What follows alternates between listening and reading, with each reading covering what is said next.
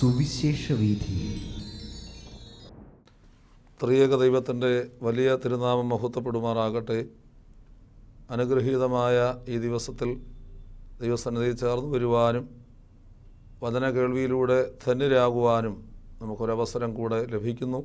ദൈവത്തെ നമുക്ക് സ്തുതിക്കാം, സ്തോത്രം ചെയ്യാം. ധ്യാന ചിന്തയ്ക്കായി ദൈവസന്നിധിയിൽ ശരണപ്പെട്ടുകൊണ്ട് തിരഞ്ഞെടുക്കുന്നതായ വേദഭാഗം പുറപ്പാട് പുസ്തകം 15-ാം അധ്യായം 20-21 വാക്യങ്ങളാണ്. പുറപ്പാട് പുസ്തകം 15 അതിൻ്റെ 20-21 വാക്യം.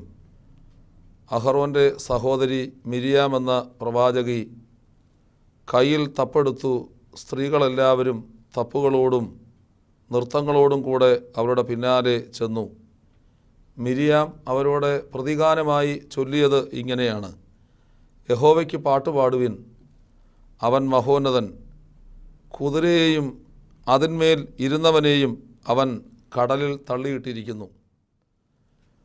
വേദപുസ്തകത്തിൽ ഒരു സ്ത്രീ വളരെ മനോഹരമായി സ്ത്രീ ശക്തിയെ വളർത്തിക്കൊണ്ട് അവരുടെ ഒരു കൂട്ടായ്മയിലൂടെ പ്രഖ്യാപിക്കുന്ന മനോഹരമായൊരു പാട്ടാണ് ഇത്. മിരിയാം വളരെ മനോഹരമായി ഈ സ്ത്രീകളോട് പറയുകയാണ്, യഹോവയ്ക്ക് പാട്ടുപാടുക. എന്തുകൊണ്ടാണ് യഹോവയ്ക്ക് പാട്ടുപാടേണ്ടത്? അവൻ മഹോന്നതനാണ്. കുതിരയെയും അതിൻ്റെ മേൽ ഇരുന്നവനെയും അവൻ കടലിൽ തള്ളിയിട്ടിരിക്കുന്നു. വിജയത്തിൻ്റെ പ്രതീകമായ കുതിരയുടെ മുകളിൽ കയറി അഹങ്കാരത്തോടെ ഇരിക്കുന്നവനെ താഴെയിടാൻ കരുത്തുള്ള ഒരു ദൈവം നമുക്കുണ്ട് എന്നുള്ള ബോധ്യം ഒരു കൂട്ടം സ്ത്രീകളിലേക്ക് വളരെ മനോഭാവത്തോടെ, വളരെ വലിയ അനുഗ്രഹത്തോടെ പകരുവാൻ ഈ മിരിയാം പ്രത്യേകം ശ്രമിക്കുകയാണ്. അതുകൊണ്ട് വളരെ മനോഹരമായി നമ്മൾ ഗാനത്തിൽ ആരംഭിക്കുന്നുണ്ട്. ചെങ്കടൽ കടന്ന മിരിയാം തൻ കയ്യിൽ തപ്പെടുത്താർത്തതുപോൽ പാപത്തിൻ ചങ്ങല പൊട്ടിച്ചെറിഞ്ഞതാൽ, പാപത്തിൻ ചങ്ങല പൊട്ടിച്ചെറിഞ്ഞതാൽ ഞാൻ നിന്നെ ആരാധിക്കും, ആത്മാവിലും സത്യത്തിലും സ്തുതിക്കും. ആരാധനയ്ക്കു യോഗ്യനേ നിന്നെ ഞങ്ങൾ ആരാധിച്ചിടും നീതാ. ആഴിയുമൂഴിയും നിർമ്മിച്ച നാഥനെ, ആഴിയുമൂഴിയും നിർമ്മിച്ച നാഥനെ ആത്മാവിലാരാധിക്കും കർത്താവിനെ നിത്യം സ്തുതിച്ചിടും ഞാൻ. എല്ലായ്പ്പോഴും നമ്മൾ സ്തുതിക്കേണ്ടത് ആരെയാണ്? മിരിയാം വളരെ മനോഹരമായി നമ്മളോട് പറയുകയാണ്, ആഴിയിൽ മുക്കുവാൻ കരുത്തുള്ള ഒരു ദൈവം നമുക്കുണ്ട്. പ്രബലനെന്ന് കരുതുന്നവനെ താഴേക്ക് മാറ്റുവാനുള്ള കരുത്തുള്ള ഒരു ദൈവത്തിൻ്റെ മുമ്പിൽ നമ്മൾ തപ്പെടുത്ത് ആർക്കുകയാണ്. അതുകൊണ്ട് നാം ഈ മിരിയമിനെ പോലെ വലുതായി ചിന്തിക്കുവാനും വ്യത്യസ്തമായി ചിന്തിക്കുവാനും വേഗത്തിൽ ചിന്തിക്കുവാനും മുന്നോട്ട് ഉത്കൃഷ്ടമായ ഒരു ലക്ഷ്യത്തെ നോക്കിക്കൊണ്ട് യാത്ര ചെയ്യുവാനും ഇടയാകണം. മിരിയാം എന്ന പദത്തിൻ്റെ അർത്ഥം ബിറ്റർനെസ്, കയ്പ്, ദുഃഖം എന്നൊക്കെയാണ്. ലേവ്യനായ അബ്രാമിൻ്റെയും യോഖേബോദിൻ്റെയും പുത്രിയും അഹറോൻ്റെയും മോശയുടെയും സഹോദരിയുമാണ് മിരിയാം. ഒരുപക്ഷെ ആ ഭവനത്തിലെ മക്കളെല്ലാവരും ഒരുപോലെ ആത്മീകമായ ഉന്നതിയിലെത്തുന്നു. മിരിയാം അവരുടെ മൂത്ത സഹോദരിയാണ് എന്ന് നമുക്ക് കണ്ടെത്തുവാൻ സാധിക്കുന്നു.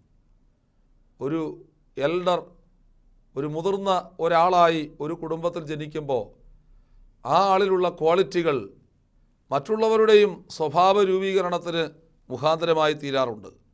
അങ്ങനെയെങ്കിൽ യഹോവയ്ക്ക് പാട്ടുപാടി അവൻ മഹോന്നതനെന്ന് ഉച്ചരിച്ചുകൊണ്ട് കുതിരയെയും അതിന്മേലിരുന്നവനെയും കടലിൽ തള്ളിയിട്ടിരിക്കുന്ന ദൈവത്തെ പ്രകീർത്തിക്കുന്ന ഈ മിരിയാമിൻ്റെ വിജയത്തിൻ്റെ മുമ്പിലുള്ള ചില വശങ്ങളാണ് നാം ചിന്തിക്കേണ്ടത്. ഒന്നാമത്, മിരിയാം ബുദ്ധിപൂർവം പെരുമാറുന്നവളായിരുന്നു. ബുദ്ധിപൂർവം പെരുമാറണം. പുതിയ നിയമത്തിൽ യേശു ക്രിസ്തു പറയുന്നു, പാമ്പിനെ പോലെ ബുദ്ധി വേണം, പ്രാവിനെ പോലെ നിഷ്കളങ്കരായിരിക്കണം. എന്താണ് പാമ്പിൻ്റെ ബുദ്ധി? പാമ്പിൻ്റെ ബുദ്ധിയുടെ ഏറ്റവും വലിയ പ്രത്യേകത, അത് കൗശലമുള്ള ഒരു ജീവിയാണെങ്കിലും അതിന് ശത്രുക്കളേറെയുണ്ടെന്ന് അതറിവുള്ള ഒരു ജീവിയായിരിക്കുമ്പോൾ അതെപ്പോഴും അതിൻ്റെ തലയ്ക്ക് അടികൊള്ളാതെ അതിൻ്റെ ജീവനെ സംരക്ഷിക്കുന്നു എന്നുള്ളത് കൊണ്ടാണ് യേശു ക്രിസ്തു പറയുന്നത് പാമ്പിനെ പോലെയുള്ള ബുദ്ധി നമുക്കുണ്ടാകണം എന്നുള്ളത്. മിരിയാം ബുദ്ധിപൂർവം പെരുമാറുന്നവളായിരുന്നു. 430 വർഷം മിസ്രൈമിൽ ഇസ്രായേൽ ജനം പരദേശികളായിരുന്നു. അവർ വർദ്ധിച്ച് പെരുകി. 430 വർഷം കൊണ്ട് അവർ വർദ്ധിച്ച് പെരുകി. മിസ്രൈംകാർ ബുദ്ധിയായി പെരുമാറിക്കൊണ്ട് ഈ വർഗത്തെ ഇവിടെ നിന്ന് ഇല്ലാതെയാക്കുവാൻ ശ്രമിക്കുന്ന ചില രംഗങ്ങളാണ് മോശയുടെയും അഹറോൻ്റെയും മിരിയാമിൻ്റെയും കാലഘട്ടത്തിൽ നമ്മൾ കണ്ടുകൊണ്ടിരിക്കുന്നത്. ആദ്യം മിസ്രൈമിൽ ഹിക്സോസ് വംശത്തിൽപ്പെട്ട ഇടയ രാജാക്കന്മാരായിരുന്നു ഭരിച്ചിരുന്നത്. അവർക്ക് അവരുടെ നാട്ടിലെത്തിയ ഇസ്രായേൽക്കാരുടെ, ജോസഫിൻ്റെ കാലഘട്ടത്തിൽ അവിടെ എത്തിയ ഇസ്രായേൽക്കാരുടെ കൂടുതൽ അനുകമ്പയും സ്നേഹവും ഒക്കെ ഉണ്ടായിരുന്നു. പക്ഷേ ജോസഫിന് ശേഷം ഭരണമാറ്റം വന്നു. ജോസഫിനെ അറിയാത്ത പുതിയ രാജാക്കന്മാർ ഈ കാലഘട്ടങ്ങളിലുണ്ടായി. ഇസ്രായേൽക്കാർ വർദ്ധിക്കാതിരിക്കുവാൻ പുരുഷ സന്താനങ്ങളെ വധിക്കണമെന്ന് പ്രത്യേകം ആഹ്വാനം ചെയ്യുന്ന ഒരു കാലഘട്ടത്തിലാണ് ഈ മിരിയാമും അഹറോനും മോശയുമൊക്കെ ഈ ലോകത്ത് ഉണ്ടാകുന്നത്.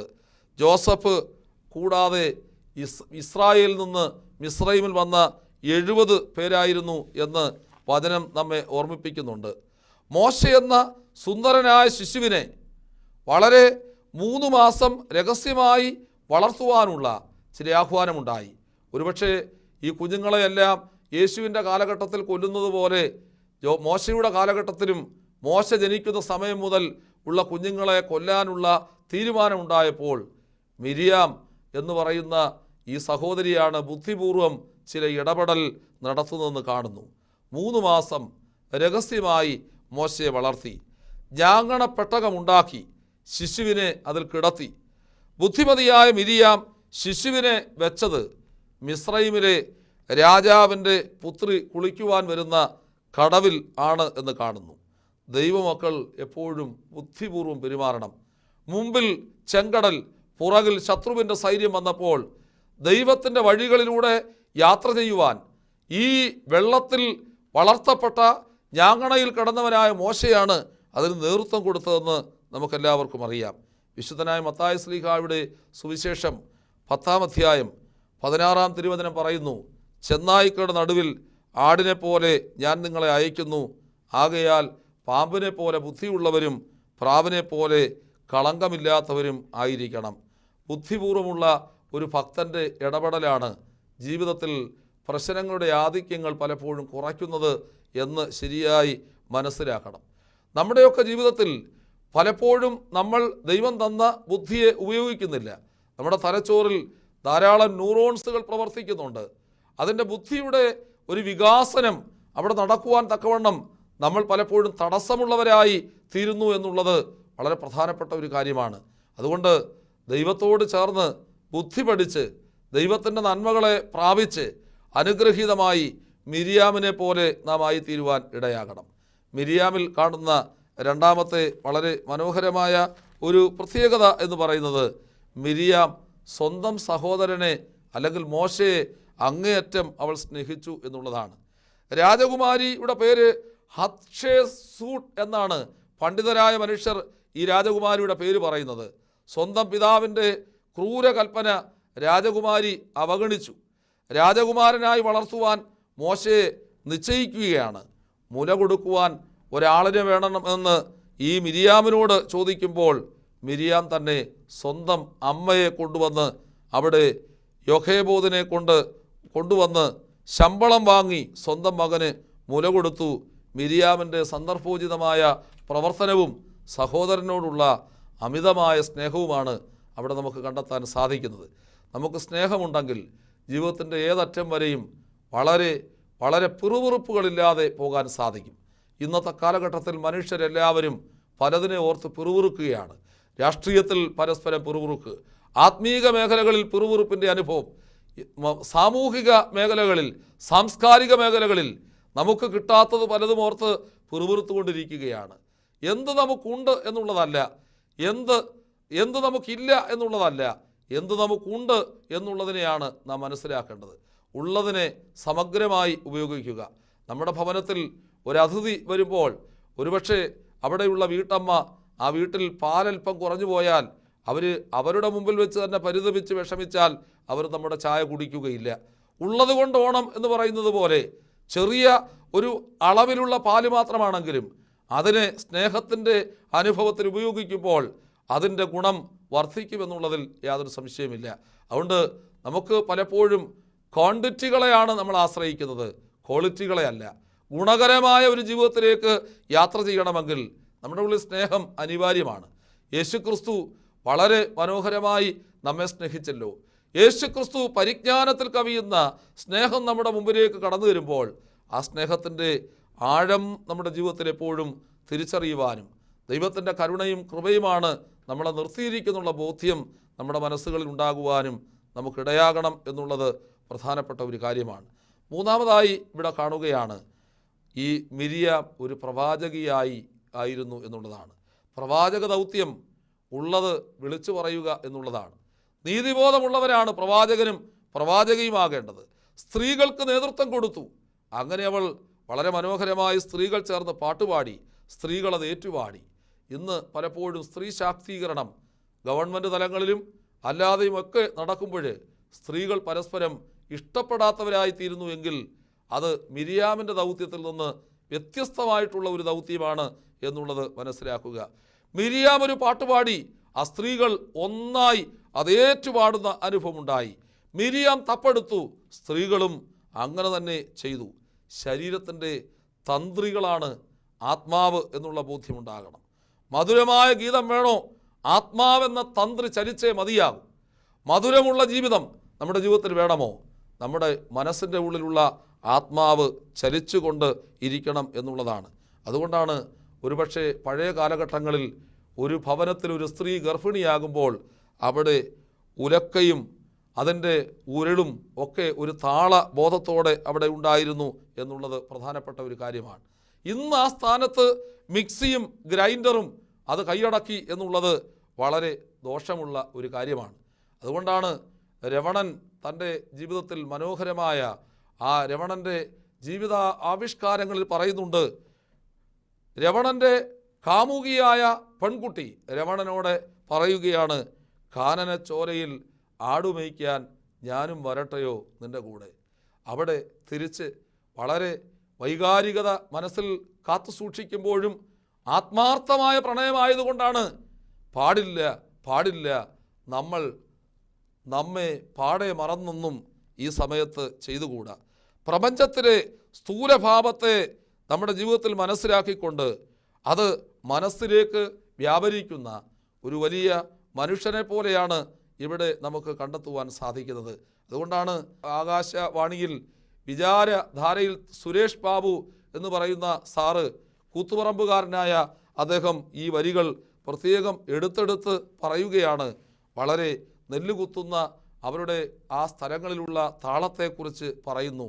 നിങ്ങളുടെ നാട്ടിലൊക്കെ ഇപ്പോഴ് എന്തു പണിയാണടോ? ഞങ്ങളുടെ നാട്ടിൽ ഇപ്പോഴ് നെല്ലുകുത്ത് ആണടോ. നെല്ലുകുത്ത് എന്ന് പറയുന്നത് അതിനെക്കുറിച്ച് മനോഹരമായ ഒരു താളബോധത്തോടെ ജീവിതത്തിൽ ആവിഷ്കരിക്കുകയാണ്. ഒരുപക്ഷെ ഭാരതത്തിൻ്റെ അതുതന്നെയല്ല കേരളത്തിൻ്റെ സംസ്കാരത്തിൽ വളരെ ശക്തമായി ഓരോ തൊഴിലിനോടും ചേർന്ന് താളങ്ങൾ ഉണ്ടാക്കിക്കൊണ്ട് ആ തൊഴിലിൻ്റെ ആയാസം കുറച്ചിരുന്ന ഒരു കാലഘട്ടമുണ്ടായിരുന്നു. ഇവിടെ മിരിയാം തപ്പെടുത്തു. ഹൃദയത്തിൻ്റെ തന്ത്രികൾ ചലിപ്പിക്കപ്പെടുമ്പോൾ അതിൽ ഉറങ്ങിക്കിടക്കുന്ന ആത്മാവിൻ്റെ ചലനം നമുക്ക് മനസ്സിലാക്കുവാൻ സാധിക്കും. പുതിയ നിയമത്തിൽ യേശുക്രിസ്തു പറഞ്ഞു, ആത്മാവിൽ ദരിദ്രരായവർ ഭാഗ്യവാന്മാർ. ആത്മാവിൽ ഉള്ളിലുള്ള ആത്മാവിൻ്റെ അനുഭവത്തെ കുറിച്ച് നമുക്ക് മനസ്സിലാക്കുവാൻ തക്കവണ്ണം ഇടയാകണം. ഒരുപക്ഷെ രമണൻ്റെ കഥയിൽ ഇങ്ങനെ പറയുന്നെങ്കിൽ ഇന്നത്തെ കാലഘട്ടത്തിലെ കുഞ്ഞുങ്ങൾ പറയും, ഞാനും വരട്ടെ, ഞാനും വരട്ടെ എന്ന് ചോദിക്കുന്ന അനുഭവമാണ്. ആര് വിളിച്ചാലും എവിടെയും ചെല്ലുന്ന ഒരു കാലഘട്ടമായി മാറിയിരിക്കുന്നു. വേണ്ടത് ഗൗരവപൂർവ്വം ഉൾക്കൊള്ളാതെ എവിടെയും പോകുന്ന, എന്തിനേയും പുണരുന്ന, ആധ്യാത്മികതയിൽ നിന്ന് മാറിപ്പോകുന്ന ഒരു ശൃംഗാരഭാവം മനുഷ്യൻ്റെ ഉള്ളിൽ വളരെ ശക്തമായി ഉണ്ടാകുമ്പോൾ പ്രവാചകി തൻ്റെ ദൗത്യം നിർവഹിച്ചു. പ്രവാചകി തപ്പെടുത്തു, കൂടെയുള്ളവരും തപ്പെടുത്തു. പ്രവാചകി പാട്ടുപാടി, എല്ലാവരും പാട്ടുപാടി. ഒരു മനുഷ്യൻ്റെ ജീവിതത്തിൽ ചേർന്ന് നിൽക്കുമ്പോഴുണ്ടാകുന്ന ആധ്യാത്മികതയുടെ അനുഭവം മിരിയാം നമുക്ക് കാട്ടിത്തരുകയാണ്. മിരിയാമിൻ്റെ പേര്, ആ പേരിൻ്റെ അർത്ഥം കയ്പാണെങ്കിൽ, അത് വളരെ സങ്കടമുള്ളതാണെങ്കിൽ ജീവിതത്തെ ആവോളം സന്തോഷപ്രദമാക്കി തീർക്കുവാൻ തക്കവണ്ണം ഈ മിരിയാം പ്രവർത്തിച്ചു. ഇവിടെ 3 ഗുണങ്ങളാണ് മിരിയാമിനെക്കുറിച്ച് ഇവിടെ പറയുവാൻ ശ്രമിച്ചത്. മിരിയാം എന്ന് പറയുന്നത് ബുദ്ധിപൂർവ്വം പെരുമാറുന്നവളായിരുന്നു. മിരിയാം സ്വന്തം സഹോദരനെ ആവോളം സ്നേഹിച്ചവളായിരുന്നു. മിരിയാം ഒരു പ്രവാചകിയായിരുന്നു. പക്ഷേ മിരിയാമിന് ഒരു ചെറിയ ദോഷം സംഭവിച്ചു. നമുക്കൊക്കെ നമ്മുടെ ജീവിതത്തിൽ പല ഗുണങ്ങളും വരുമ്പോൾ ഒരു പ്രതിസന്ധി വരുന്നത് പോലെ മിരിയാം മോശയെ എതിർത്തു എന്നുള്ളത് ഒരു വളരെ പ്രധാനപ്പെട്ട ഒരു കാര്യമാണ്. നമുക്കറിയാം, ഒരു മനുഷ്യൻ തൻ്റെ ജീവിതത്തിൽ ആവോളമായിത്തീരുമ്പോൾ, ഒരുപക്ഷെ ഒരു മനുഷ്യൻ വളരെ ഉന്നത സ്ഥാനത്ത് നിൽക്കുമ്പോൾ നമുക്ക് അവരോട് തോന്നുന്ന പിറുപിറുപ്പ് പോലെ മോശയെ എതിർത്തു എന്ന് കാണുന്നു. സംഖ്യാപുസ്തകം 12-ാമത്തെ അധ്യായം 1 മുതൽ 16 വരെയുള്ള ഭാഗങ്ങൾ ഈ എതിർപ്പിനെക്കുറിച്ച് വളരെ വ്യക്തമായി പറയുന്നുണ്ട്. അതുകൊണ്ട് ഈ സത്യം മിരിയാം ഒരു എതിർപ്പോടുകൂടെ മോശയോട് പറഞ്ഞപ്പോൾ അവൾക്ക് സംഭവിച്ച കാര്യങ്ങളും അവിടെ പ്രത്യേകം പറയുന്നുണ്ട്. മിരിയാമിന് കുഷ്ഠം വന്നു. മിരിയാം മോശയോട് എതിർത്തപ്പോൾ മിരിയാം ഒരുപക്ഷെ ചിന്തിച്ചത്, ഈ മോശ എൻ്റെ അനുജനല്ലേ എന്ന് പറയുന്നു. മോശയ്ക്ക് ഒരു ഭാര്യ ഉണ്ടാകുമ്പോൾ അവളോടുള്ള എതിർപ്പുകൾ ഒക്കെ മിരിയാം പ്രവൃത്തിയായി കണ്ടുകൊണ്ട് അവിടെ മുന്നോട്ട് പോകുന്നുണ്ട്. മിരിയാമിൻ്റെ എതിർപ്പ് അവരുടെ ജീവിതത്തിൽ കുഷ്ഠരോഗത്തിൻ്റെ അനുഭവത്തിലേക്ക് എത്തിച്ചേർന്നു. ഈ സമയത്ത് ഒരു കുടുംബത്തിൽ 2-3 വ്യക്തികളുണ്ടെങ്കിൽ അവർ ഗ്രൂപ്പുകളാകുന്നത് പോലെ മിരിയാമിൻ്റെ കൂടെ അറിയാതെ അഹറോനും കൂടി ചേർന്നു എന്ന് വചനം നമ്മെ ഓർമ്മിപ്പിക്കുന്നുണ്ട്. പക്ഷേ യഹോവയാം ദൈവം അവിടെ വന്ന് പറഞ്ഞു, മോശ എന്ന ഞാൻ ഏറ്റവും സ്നേഹിക്കുന്ന മോശയേക്കാൾ വലിയവരിവിടെ ഇല്ല എന്ന് ദൈവം പ്രഖ്യാപിച്ചുകൊണ്ട് തന്നെ മോശയെ എതിർത്ത ഈ മനുഷ്യർക്ക് ചില പ്രതിസന്ധികൾ ഉണ്ടാകുന്നു എന്നുള്ളത് പ്രധാനപ്പെട്ട ഒരു കാര്യമാണ്. ഇവിടെ നാം ഓർക്കുക, സത്യം സംസാരിക്കുന്നതിന് നമ്മുടെ നാവിനെ നാം പരിശീലിപ്പിക്കണം. സത്യം സംസാരിക്കുന്നതിന് നാവിനെ പരിശീലിപ്പിക്കണം. പ്രാർത്ഥന കൊണ്ട് നാവിനെ മെരുക്കണം. എത്ര നമ്മൾ നന്മ ചെയ്താലും ഒരു നിമിഷം നമ്മൾ ആരോടെങ്കിലും എതിർക്കുമ്പോൾ അവരെ ദൈവം ഇഷ്ടപ്പെടുന്നയാളാണെങ്കിൽ നമ്മുടെ നാവ് അവിടെ പാപം ചെയ്യും. അതുകൊണ്ട് പ്രാർത്ഥന കൊണ്ട് നാവിനെ മെരുക്കിയെടുക്കാൻ സാധിക്കണം. ഇടവിടാതെ പ്രാർത്ഥിക്കാൻ ക്രിസ്തു പറഞ്ഞു. മടുത്തുപോകാതെ പ്രാർത്ഥിക്കാൻ ക്രിസ്തു പറഞ്ഞു. നിൻ്റെ ഹൃദയത്തിൻ്റെ അറയിലേക്ക് പ്രവേശിക്കാൻ ക്രിസ്തു പറഞ്ഞു. ഹൃദയാന്തർഭാഗത്തിലേക്ക് നാം കടന്നു വന്ന് ഹൃദയപൂർവ്വം പ്രാർത്ഥിക്കുന്നത് ഏറ്റവും അനിവാര്യമാണ്. ഹൃദയത്തെ വഞ്ചിക്കാതെ ജീവിക്കുന്നതാണ് ഭക്തി. ഹൃദയത്തെ വഞ്ചിക്കാതെ ജീവിക്കണം, അതാണ് ഭക്തി. ഭക്തൻ എന്ന് നമ്മൾ പറയുമ്പോൾ പലപ്പോഴും ബാഹ്യമായി കുറച്ച് വേദപുസ്തകം വായിക്കുന്നു, പാട്ടുപാടുന്നു, ദൈവത്തോടെ ചേർന്നിരിക്കുന്നു എന്ന് മാത്രം അവകാശപ്പെടുകയല്ല. എൻ്റെ ഹൃദയത്തെ വഞ്ചിക്കാത്തവനായി ഞാൻ തീരുമ്പോഴാണ് എൻ്റെ ഭക്തി ഏറ്റവും പ്രധാനമായി തീരുന്നത്. വ്യർത്ഥ ഭാഷണങ്ങളിൽ സത്യം പറയണമെന്ന് ഒരിക്കലും നിർബന്ധമില്ല. വ്യർത്ഥമായി സംസാരിക്കുന്നവൻ, അമിതമായി സംസാരിക്കുന്നവൻ സത്യം പറയണമെന്ന് ഒരു നിർബന്ധവുമില്ല. അതുകൊണ്ടാണ് ദേവസദസ്സിലേക്ക് നാരദൻ കടന്നു ചെല്ലുമ്പോൾ ദേവന്മാരൊക്കെ വളരെ സന്തോഷിച്ചിരിക്കുമ്പോൾ നാരദൻ ചോദിച്ചു, സത്യം പറയണമോ പ്രിയം പറയണമോ? അപ്പോൾ അവർ പറഞ്ഞു, ആദ്യം പറഞ്ഞു പ്രിയം പറയാൻ പറഞ്ഞു. പക്ഷേ നാരദൻ പറഞ്ഞു, പ്രിയം പറഞ്ഞാൽ അത് സത്യമൊട്ടും കാണുകയില്ല, സത്യമൊട്ടും കാണുകയില്ല. അപ്പോൾ അവർ പറഞ്ഞു, എന്നാൽ നീ സത്യം പറ. അപ്പോൾ അടുത്ത വാക്ക് പറഞ്ഞു, സത്യം പറഞ്ഞാൽ അതിൽ പ്രിയമൊട്ടും കാണുകയില്ല.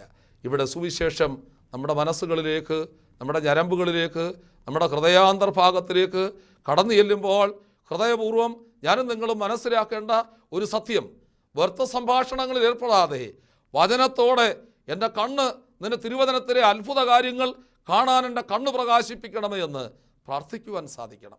ഹൃദയപൂർവ്വം അങ്ങനെ വചനത്തിലേക്ക് നോക്കുമ്പോഴാണ് നമ്മുടെ കണ്ണിൻ്റെ പ്രകാശനം വളരെ പ്രോജ്വലിപ്പിക്കുന്ന അനുഭവത്തിലേക്ക് എത്തിച്ചേരുവാൻ തക്കവണ്ണം ഇടയാകുന്നത്.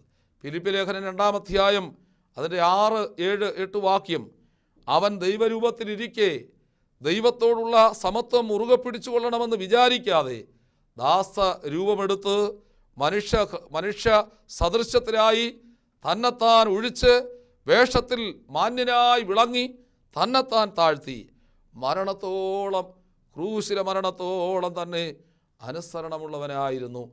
പിതാവായ ദൈവത്തിൻ്റെ ഇഷ്ടപുത്രനായ യേശു ക്രിസ്തു അവസാന നിമിഷം വരെയും അനുസരണമുള്ളവനായിരുന്നു. അതുകൊണ്ടാണ് യേശു പറയുന്നു, എന്നെ അയച്ചവൻ്റെ ഇഷ്ടം ചെയ്യുന്നതാണ് എൻ്റെ ആഹാരം. എന്നെ പിതാവ് അയച്ചു. പിതാവിൻ്റെ ഇഷ്ടം പൂർത്തീകരിച്ചപ്പോഴാണ് കുരിശിൽ കിടന്ന് പറഞ്ഞു, എല്ലാം നിവർത്തിയായി.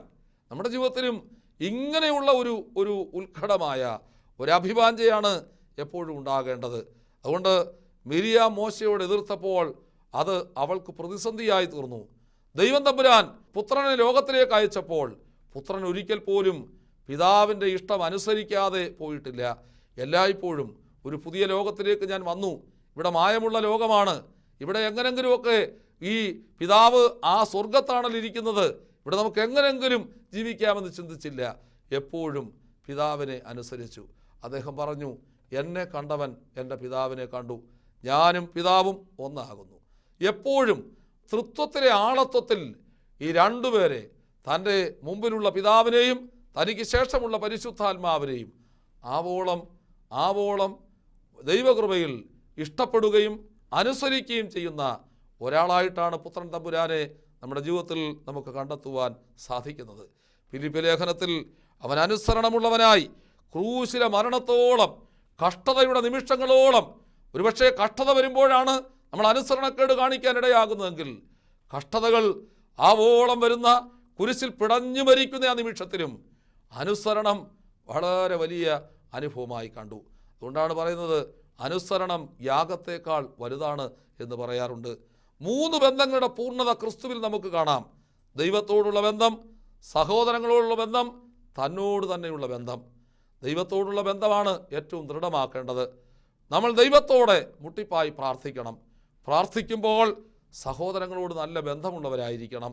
എപ്പോഴും നമ്മൾ കാണപ്പെടുന്ന സഹോദരനെ സ്നേഹിക്കാതെ ഇരുന്നാൽ കാണപ്പെടാത്ത ദൈവത്തിന് നമ്മൾ അർപ്പിക്കുന്ന പ്രാർത്ഥനകളൊന്നും ഫലവത്തായി തീരുകയില്ല.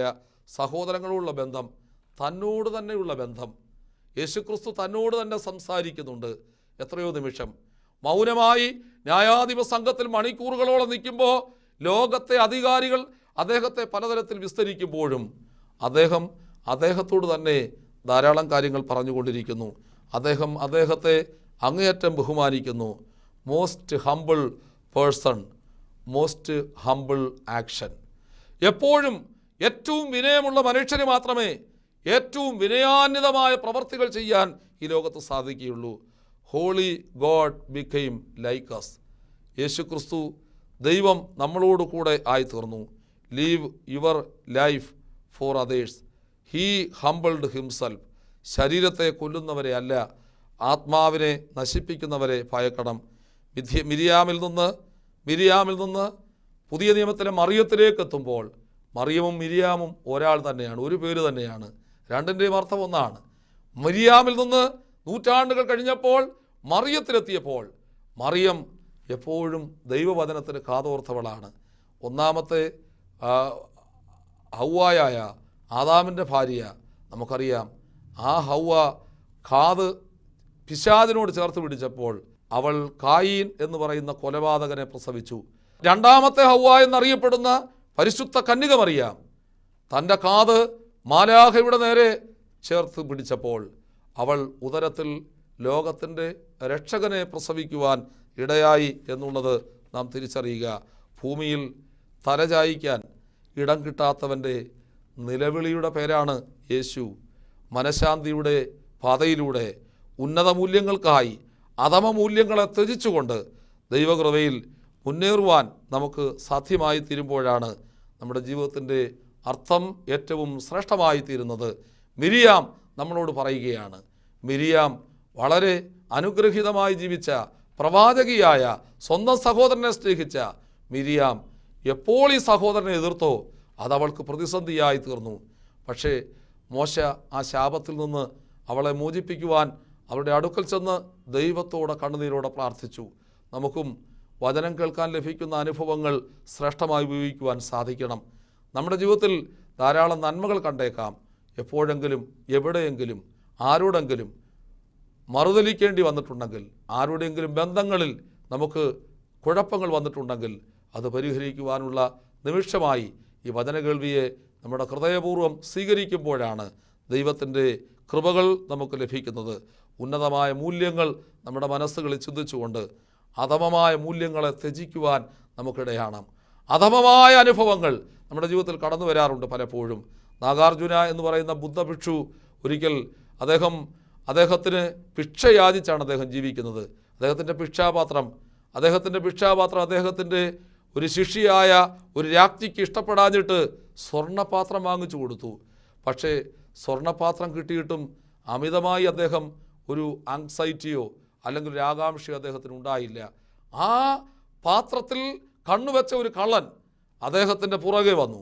അദ്ദേഹം ആശ്രമത്തിൽ ചെന്നു, ആ പാത്രം കഴുകി കഞ്ഞി കുടിച്ചു.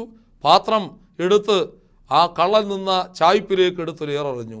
ഇത് തലയിൽ വന്ന് വീണ് മോഷ്ടിച്ചെടുക്കാൻ പാത്തിരുന്ന കള്ളന് നേരെ ഈ പാത്രം കിട്ടിയപ്പോൾ അവന് വലിയ ഉന്മാദവും സന്തോഷവും ആത്മീകമായ അവന് വലിയ സന്തോഷത്തിൻ്റെ ലഹരിയും ഉണ്ടായി.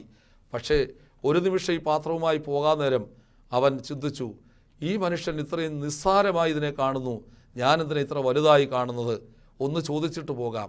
ചോദിക്കാൻ ചെന്നപ്പോൾ നാഗാർജുന അദ്ദേഹത്തോട് പറഞ്ഞു, ലോകത്തുള്ള എല്ലാ വസ്തുവും എന്നേക്കാൾ വലുതല്ല എന്നെനിക്ക് തോന്നിയപ്പോൾ എനിക്കിത് വലുതായി തോന്നുന്നില്ല. നിനക്കൊരു പക്ഷേ ലോകത്തുള്ളതെല്ലാം വലുതായി തോന്നുന്നു. അതുകൊണ്ടാണ് നീ എൻ്റെ പുറകെ വരുന്നതൊക്കെ ഞാൻ കാണുന്നുണ്ടായിരുന്നു. നിനക്ക് വേണ്ടി തന്നെയാണ് ഞാൻ ആ പാത്രം വെളിയിലേക്ക് വലിച്ചെറിഞ്ഞത്. ഭൗതികമായ കാര്യങ്ങളിലൂടെ ആഴമായി നാം കടന്നു പോകുമ്പോൾ ദൈവം നഷ്ടപ്പെടരുത്. ആദ്യമേ അവൻ്റെ രാജ്യവും നീതിയും അന്വേഷിക്കുക. അതോടെ നമുക്കെല്ലാം ലഭിക്കും. മിരിയാമിൽ നിന്ന് മറിയത്തിലേക്ക് വളർന്ന് ദൈവകൃപയിലെത്താൻ പരിശുദ്ധാത്മാവ് നമ്മെ എല്ലാവരെയും സഹായിക്കട്ടെ എന്ന് ആത്മാർത്ഥമായി പ്രാർത്ഥിക്കുന്നു. നമുക്ക് ദൈവസന്നിധിയിൽ തലകളെ വണക്കാം. കാരുണ്യവാനായ ദൈവമേ, സ്വർഗീയ പിതാവേ, അവിടുന്ന് തലചായിക്കുവാൻ ഇടമില്ലാതെ ഈ ലോകത്ത് വസിക്കുമ്പോൾ കർത്താവെ, ഞങ്ങൾക്ക് ഒരുപാട് സാധ്യതകൾ തരാനാണ് നീ ഇതൊക്കെ ചെയ്തതെന്ന് തിരിച്ചറിയുവാൻ തക്കവണ്ണമുള്ള വിവേകവും പരിജ്ഞാനവും ദൈവിക ജ്ഞാനവും ഞങ്ങൾക്കെല്ലാവർക്കും തരണമേ. ഞങ്ങളുടെ ജീവിതത്തെ ധന്യമാക്കി തീർക്കണമേ. ഇടപെടാതെ ദൈവസന്നിധിയിൽ പ്രാർത്ഥിക്കുന്ന മനുഷ്യരെ പോലെ ഞങ്ങൾക്ക് എപ്പോഴും വചനത്തെ നോക്കി വചനത്തിലെ അത്ഭുത കാര്യങ്ങൾ കണ്ട് കണ്ണു തുറന്ന് ഈ സമൂഹത്തെ കാണാനുള്ള ആർജവത്വം തരണമെന്ന് പ്രാർത്ഥിക്കാം. ദൈവത്തിൻ്റെ കരുണ ഞങ്ങൾക്കെല്ലാവർക്കും എല്ലായ്പ്പോഴും ഉണ്ടാകണമേ. നിന്നെ പിരിഞ്ഞ് ഞങ്ങൾക്കൊന്നും ചെയ്യാൻ സാധ്യമല്ല. ദൈവമേ, ഞങ്ങളായിരിക്കും ഞങ്ങളുടെ മിടുക്കല്ല, നിൻ്റെ കരുണയാണ്, നിൻ്റെ കൃപയാണ് എന്ന് ഞങ്ങൾ അറിയുന്നു. ആ കരുണയ്ക്ക് വേണ്ടി, ആ കൃപയ്ക്ക് വേണ്ടി മുട്ടിപ്പായി പ്രാർത്ഥിക്കുന്നു. ഈ ശബ്ദപരിധിയിൽ കേട്ടുകൊണ്ടിരിക്കുന്ന രോഗികളെ സമർപ്പിക്കുന്നു. ബലഹീനരെ ശക്തീകരിക്കണമേ. ദൂരെയും ചാരയുമായവരെ താങ്ങിക്കൊള്ളണമേ. അടുത്തും അകലെയുമുള്ള എല്ലാ പ്രിയപ്പെട്ടവർക്കും നിൻ്റെ വചനത്തിലൂടെ, നിൻ്റെ ആത്മീക നിഷ്ഠയുള്ള ജീവിതത്തിൻ്റെ അനുഭവത്തിലൂടെ നിറപടിയായി ജീവിതത്തെ മുന്നോട്ട് നയിക്കുവാൻ പരിശുദ്ധാത്മാവെ ഞങ്ങളെ സഹായിക്കണമേ. മിരിയാം തപ്പെടുത്തപ്പോൾ ആ സ്ത്രീകളും തപ്പെടുത്തതുപോലെ, മിരിയാം നൃത്തം ചെയ്തപ്പോൾ ആ സ്ത്രീകളും നൃത്തം ചെയ്തതുപോലെ, മിരിയാം മനോഹരമായ പാട്ട് പാടിയതുപോലെ നമുക്കും പാട്ട് പാടാം. യഹോവ മഹോന്നതൻ, മഹത്വമുള്ളവൻ, അവൻ രാജാതിരാജൻ, അവൻ വീണ്ടും എഴുന്നള്ളി കടന്നു വരും. വീണ്ടും വരുന്ന കർത്താവ് ഞങ്ങളെ പ്രത്യാശയുള്ളവരാക്കി തീർക്കുന്നുവെന്ന് ഞങ്ങൾ തിരിച്ചറിഞ്ഞുകൊണ്ട് വചനത്തിലേക്ക് നോക്കി ആഴമായ ദൈവദർശനം ഉൾക്കൊള്ളുവാൻ ഞങ്ങളെല്ലാവരെയും സഹായിക്കണമെന്ന് പ്രാർത്ഥിക്കുന്നു. ഇന്നയോളം തുണച്ച ദൈവമേ, നിൻ്റെ അത്ഭുത കരങ്ങൾ ഞങ്ങൾക്ക് എപ്പോഴും ആശ്വാസമായിരിക്കണമേ. നിൻ്റെ അത്ഭുത കരങ്ങൾ ഞങ്ങളെ വഴി നടത്തണമേ. നിൻ്റെ ദിവ്യ വെളിച്ചത്തിൽ യാത്ര ചെയ്യുവാൻ ഞങ്ങളെല്ലാവരെയും സഹായിക്കണമേ. ഞങ്ങൾ നിനക്കും നിൻ്റെ ഏകജാതനും പരിശുദ്ധാത്മാവിനും എല്ലായ്പ്പോഴും സ്തുതിയും സ്തോത്രവും സമർപ്പിക്കുവാനായിട്ട് തന്നെ. ആമീൻ.